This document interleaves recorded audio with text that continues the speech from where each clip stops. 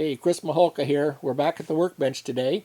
Do you ever get a nice like baitfish pattern or bass pattern tied up or a saltwater streamer that you really want some nice eyes for, but you don't have 3D eyes in the place?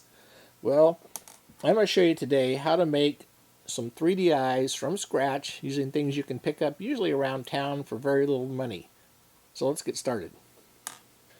One of the cool things about baitfish eyes that you buy these days are that they come in a variety of colors and finishes. Like this is a red metallic with a black pupil. And we're going to show you how to make eyes that look like this. So the basic starting material, the back of the eye, is mylar. And this is all different shades, patterns. There's a really bright bubble pattern. You can use any color you'd like. This is red. This came from Bimart, $1.39 for 2 sheets, and you can make a lot of eyes for $1.39.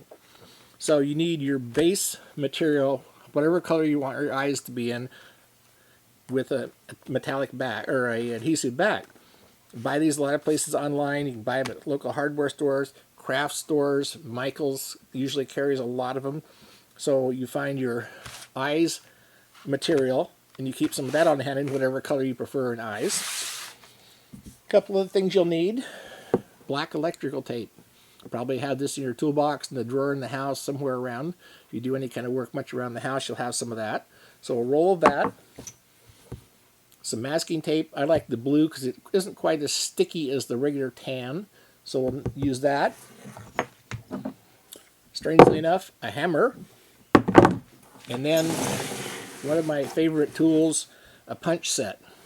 Now this is Pittsburgh, which is Harbor Freight's brand. You can buy a set of these for around $3 when they have them on sale, a little bit more when they don't, and they come in all sizes of sharp punches. Now, one thing you do need to do if you have a brand new set of these, and if you've seen my video on making foam popper heads, you've seen these in use before. If you've got a set that you're just going to use for the first time, you need to sharpen them slightly. So I'm going to show you how to do that because they're usually fairly dull. You just take it out of 45 on some sandpaper, a couple passes on the sandpaper like that, a little piece of sandpaper folded, go around the inside of the end and clean up any burrs on the inside. It's a very quick process, but it will help you out tremendously when you're ready to start making your eyes. And those are the basic tools we'll need. So to prepare to make our eyes, I'm going to get a couple boards ready. This is just a piece of cardboard that I will take my blue masking tape, and this is going to be a holder for my eyes. Sticky side up, and then take small pieces and tape the ends down. What I'm just making is a strip that will hold the eyes as I make them. So now this is the sticky side up. Make a couple of those. We've got our black tape. Oh, I almost forgot scissors. Find the start of our black tape, and we're just going to cut a small piece of this off. These are going to be the pupils of our eyes. Doesn't have to be a big piece. You don't have to be pretty with it. Just clip that off. Put it on your surface where you're going to be working. Now this is my workbench. I wouldn't suggest trying this on the dinner table at home, or your significant other would probably be quite unhappy with you. So now what we do is we take our mylar. You take whatever punch you've decided for your eye, and you set it right on that mylar, and you hold it down. You kind of wiggle around so you can feel where it's flat on the surface. And you just start, and I'm kind of rotating that around. And when I come up off of there, I've got a nice round eye that I will then stick on my blue masking tape. And I'm going to make several of these.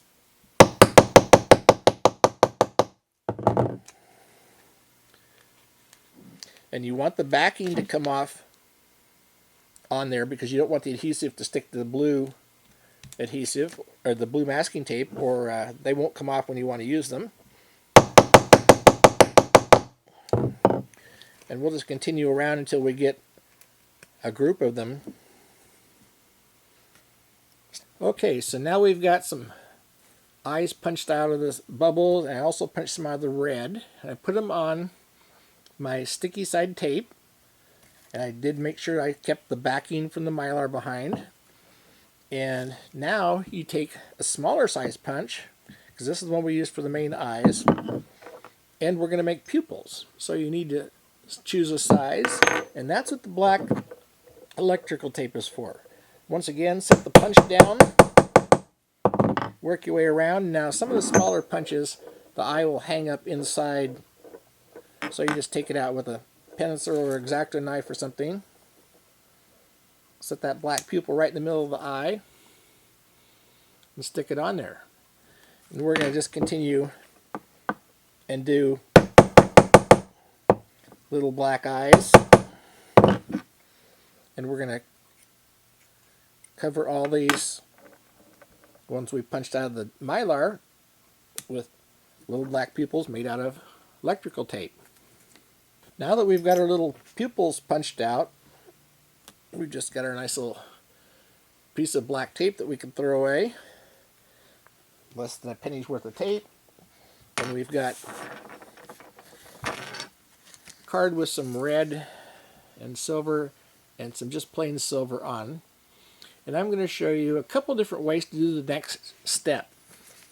A lot of the products that people are using online are little bottles like this that have a UV setting resin in them that they dome them with, and then they'll use their little UV torch light and they'll set them.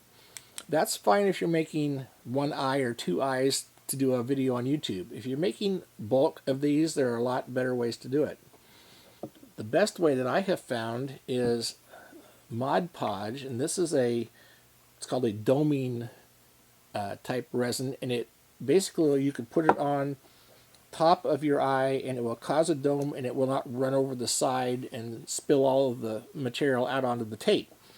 It's also one of the reasons we put them on the tape, is it's a different texture and it will help prevent them from running, or the material from running. And it's very simply a matter of a couple drops on each eye. And what will happen here is it will flow out to the edge, and this is basic flow stress. This is what keeps a water skipper or a mayfly on the surface. The same type of principle in that it won't flow past that edge of the eye onto the different surface. It will hold up and dome up on top of one surface but won't flow over the edge. I don't know the exact science behind flow stress, but you can see this one right here, it's sitting all on top of that black pupil. So I didn't have quite enough on there. There's not quite enough to flow to the outside edge. So in this case I got a bubble. We're just going to pop the bubble out.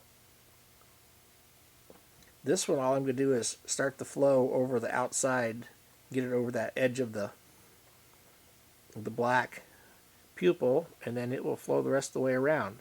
Now all those have a nice dome of Mod Podge on top of them.